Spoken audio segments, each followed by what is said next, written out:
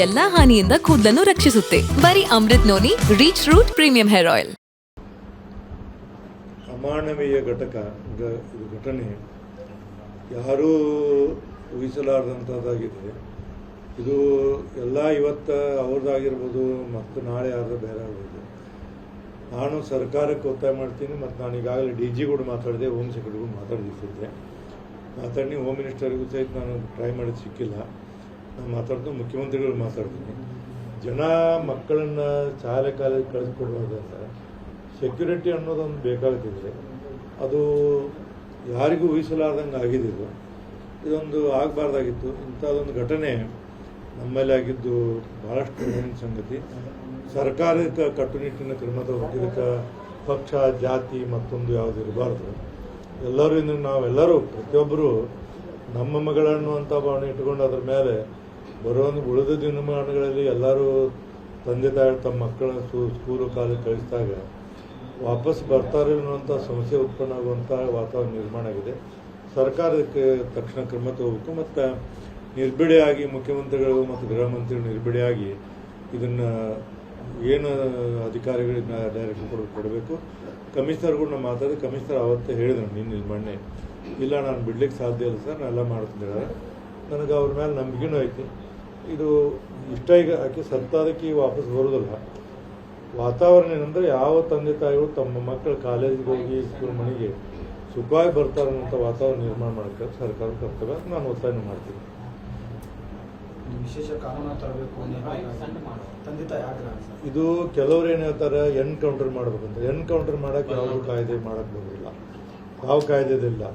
ಆದರೆ ಇದನ್ನು ಏನಂದ್ರೆ ಯಾವುದೇ ರೀತಿಯಿಂದ ತಂದೆ ತಾಯಿಗಳು ತಮ್ಮ ಮಕ್ಕಳು ನಿರ್ಭಯವಾಗಿ ಶಾಲೆಗೆ ಹೋಗಿ ಬರುವಂಥ ವಾತಾವರಣ ನಿರ್ಮಾಣ ಮಾಡೋಕ್ಕೆ ಸರ್ಕಾರ ಇದು ಮಾಡಬೇಕು. ಇವಾಗ ಆಗ್ತಿದೆ. ಏನು ಮಾಡ್ತಾರೆ ಈಗ ನಿಮಗೆ ಹೇಳ್ತಾರೆ, ನಾನು ಮಂತ್ರಿ ಕೆಲಸ ಇದಾಗೈತಿ, ಒಂದು 8-10 ದಿವಸ ಮಾಡ್ತಾರೆ, ಮತ್ತೆ ಅದೇ ಹೇಳ್ತಾರೆ. ಅದಾಗಬಾರ್ದು. ಇದಕ್ಕೆ ತರೋ ಎಲ್ಲ ಹೋಗಿ ಇನ್ವೆಸ್ಟಿಗೇಷನ್ ಮಾಡಿ ಏನಾಗಿತ್ತು ನೋಡಿ ಮುಂದೆ ಯಾವುದೇ ಮಕ್ಕಳಿಗೆ ತೊಂದರೆ ಆಗದಂತ ನೋಡ್ಕೊಳ್ಳೋವಂಥದ್ದನ್ನು ಸರ್ಕಾರ ಮಾಡಬೇಕು. ಇದನ್ನು ಗಂಭೀರವಾಗಿ ಪರಿಗಣನೆ ಮಾಡಬೇಕು. ಫಾಸ್ಟ್ ಟ್ರ್ಯಾಕ್ ಕೋರ್ಟ್ ಮಾಡಿದ್ರೆ ಕೇಸನ್ನು ಕೊಡಬೇಕು. ನನ್ನ ಜೀವನದಲ್ಲಿ ನಾನು ಮಾತ್ರವಲ್ಲ, ನನ್ನ ಕೂದಲು ಕೂಡ ಆಗಿರ್ಬೇಕು ಸ್ಟ್ರಾಂಗ್ ಅಂಡ್ ಸ್ಟೈಲಿಶ್. ಬರೀ Amrit noni reach root premium hair oil ನೊಂದಿಗೆ. Reach root premium hair oil ಆಗಲೇ ಹೇಳಿದಾರಂತಾರೆ. ಬಟ್ ತ್ವರಿತವಾಗಿ ನಮ್ಮಲ್ಲಿ ಏನಾಗಿದೆ ಅಂದರೆ, ಈ ನಾವು ಇದಕ್ಕೆ ಹೋಗಿದ್ದೆ, ಇಸ್ರೇಲ್ಗೆ ಹೋಗಿದ್ದೆ ನಾನು, ಕುಮಾರಸ್ವಾಮಿ ಅವರೆಲ್ಲ ಹೋಗಿದ್ದೆ ಒಂದು 4-5 ವರ್ಷದಿಂದ.